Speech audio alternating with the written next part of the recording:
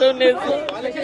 ఉన్నట్టుండి మాకు ఇంత మోసం చేశారు సార్. మాకు అన్ని డబ్బులు తీసుకొని మాకు ఏ ఆధారం లేకుండా చేశారయ్యా.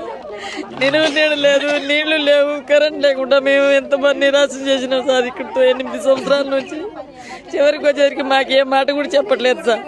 పడగొడుతున్నారన్న మాట కూడా రాలేదు సార్. అంత బాగా ఆగమాగం చేశారయ్యా. ఈ పార్టీ వాళ్ళు ఆ పార్టీ వాళ్ళు తెలియక. ఎట్లా మరి గెలిచిరు పోయిర్రు, కనీసం మీ దగ్గరకన్నా రావాలి కదా. ఎవ్వరు రాలేదయ్యా, ఎవ్వరు రాలేదు. వీళ్ళు ఏమంటారు మేము పోయినాం, వాళ్ళకి గెలిచినాం, వీళ్ళకి గెలిచినాం అంటున్నారయ్యా. కానీ మాకు ఏది తెలియదు సార్. ఎవ్వరు చెప్పలేదయ్యా, మాకు ఎవ్వరు చెప్పలేదు నాయన. ఎవరు చెప్పలేదు. ఓట్లప్పుడు అయితే అందరు వస్తారు అని ఏం లేదయ్యా. అందరు చాలా పేదోళ్ళు సార్. ఇక్కడ ఎవరికి ఇవ్వలేదు. ఇట్లా ఏడుస్తున్నారు. మీ ఏడుపు వాళ్ళకి ఇబ్బందే కదా. తగలాలి సార్, తగలాల.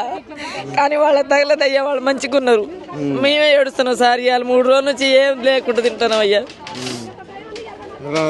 కనీసం రేవంత్ రెడ్డి ప్రజాపాలన అంటాడు, ఇందిరమ్మ ఇల్లు అంటాడు. ఏది లేదు నాయన, ఏది లేదు. ఒక ఇల్లు కూడా ఏమి లేదయ్యా. మరి ఇప్పుడు మీకు అన్నం ఇదంతా ఎట్లా? ఏం లేదయ్యా, ఏం లేదు. అన్నం లేదు, నీళ్ళు లేవు. నిన్నట నుంచి గ్వాస్ అంటే గ్వాస్ చేస్తున్నాం సార్ మేము. మాకెవరైనా ముందుకొచ్చి ఇప్పటికైనా మాకు ఒక దారి చూపిస్తే ఏడైనా ఉంటామయ్యా. మేము కోరుకునేది దారి చూపెట్టాలని కోరుకుంటున్నాం. అది పోయినాయి కానీ ఇప్పటికైనా దారి చూపిస్తే ఇప్పటికైనా మేలుకుంటాం అయ్యా. కొద్దిగా ఇన్నాళ్ళంటే తిన్నారు, వాళ్ళు తిన్నారో ఎవరు తిన్నారో తెలియదు సార్. మేము తెలియకుండా ఇచ్చినాం ఇన్ని డబ్బులు కూడా ఇచ్చిర్రు.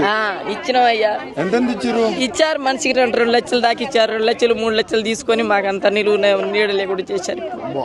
పైసలు తీసుకున్నారు, ఇప్పుడు లేకుండా చేశారు అయ్యా. ఇప్పటికైనా దారి చూపిస్తే